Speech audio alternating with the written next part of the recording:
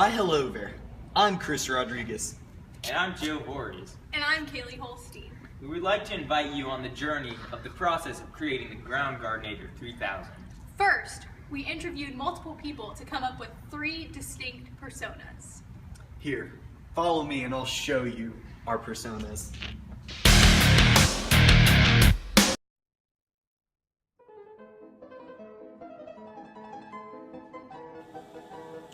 The relaxed drinker drinks coffee due to ritual more than anything else. No matter how much they drink, they still claim to be not addicted. Again, because it's not like I need the caffeine to change my behavior. Again, it's more just, I think that it is a kind of a moment of calm or peacefulness, I suppose. Maybe like some people might smoke a cigarette that way, but that's a bad example because that's an addiction. But I don't have an addiction to They value taste over any kind of energy boost. They are the most likely to drink the same beverage every morning no matter what. They also value the tranquility of their morning habit. It's kind of a routine, maybe habit, to get up in the morning and have a cup of coffee and relax, enjoy the morning, sometimes the sunrise. This drinker needs their morning quiet time to start their day on a good note.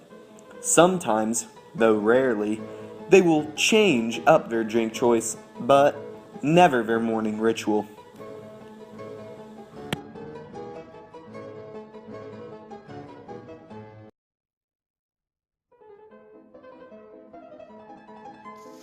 The carefree drinker likes to drink their drink because they want to. They are not bound by chains to this drink, nor to any other object. They do not care about health or energy boosts, but they do care about pleasure and happiness when it comes to the beverage they have. I am perfectly happy. I am 63 years old. I can do whatever I damn well want to do when it comes to drinking. The carefree drinker values their wants being met. They just want a perfect experience, and if they do not get that, they will change the beverage of choice. I would be willing to make a change, yes.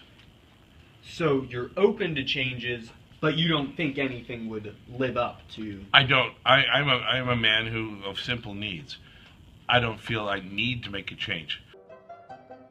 Values and needs run together for these individuals. They consider their values synonymous with their needs. All they want is a nice tasting beverage.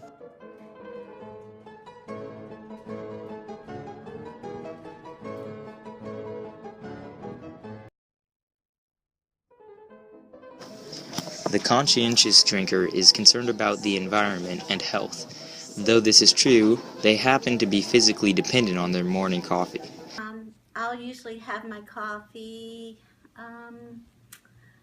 probably before I go for the walk with Murphy. And then when I get back and when he wakes up, sometimes I have a second cup with him. And so I have maybe between 1 and 2 cups a day, depending on whether I've already gotten busy doing other things or not.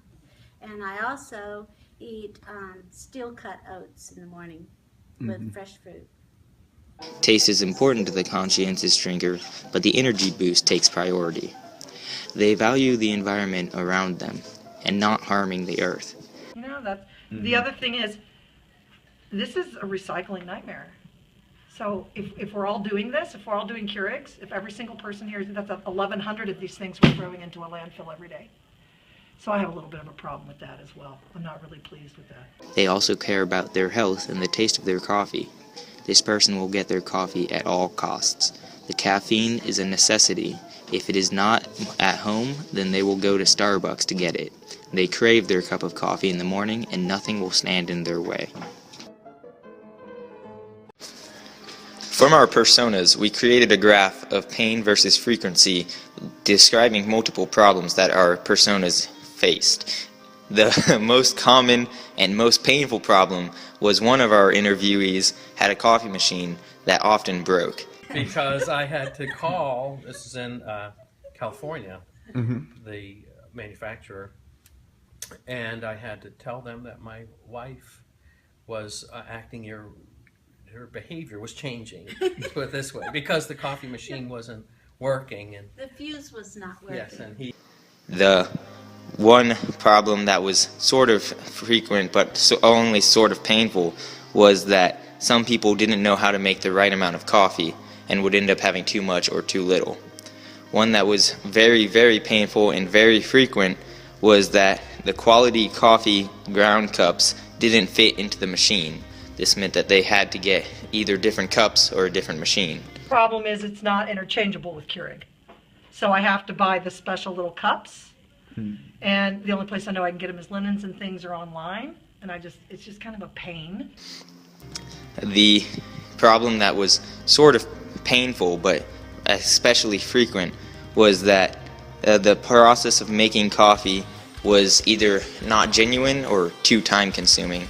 And the one problem that was very frequent but overall not too painful was that the coffee machine would leave a lot of waste that couldn't be recycled, harming the environment. This is a recycling nightmare. In order to decide on what idea to develop, we put several of our best ideas onto this decision matrix. We assigned weights on a 1 to 10 scale to certain characteristics that we believe our personas, most specifically the conscientious drinker, would value. We then estimated on a 1 to 10 scale again how much our potential products fit each of these values. Well, when you crunch the numbers, the coffee ground garden won out, so we developed the Ground Gardenator 3000. We created our prototype by taking a small cardboard box and covering it in black paper. We then cut a hole in the top where the K-cup could go in and a slit in the bottom where the K-cup could come out compressed. We stuck flowers in the top to make it look like a garden and then put moss on the bottom to give the appearance of soil. Our product works by taking in a used K-cup here, where it is then separated into plastic and grounds using a slender hook to pull the cup from the grounds. After this, the grounds are used to help the soil, and the compressed K-cup is dispensed here, where it can then be recycled with ease. The Ground Gardenator 3000 got mixed reviews. Let's watch.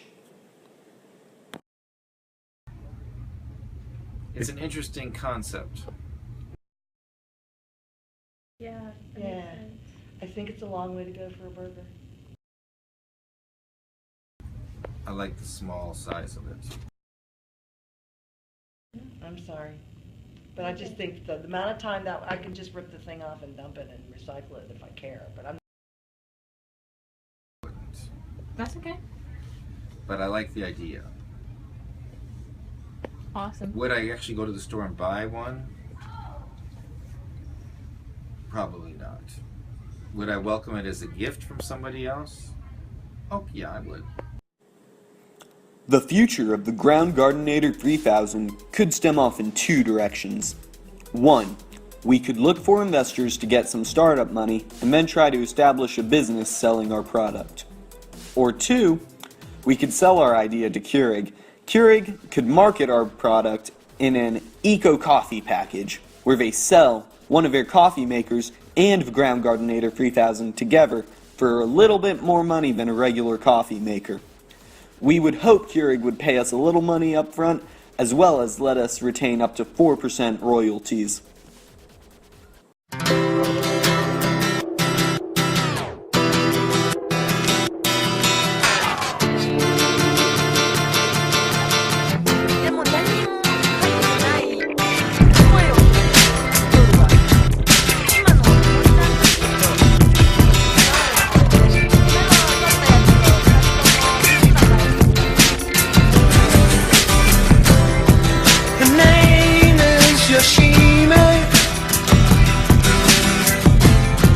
She's a black belt in karate, working for the city. She has to discipline her body, 'cause she knows that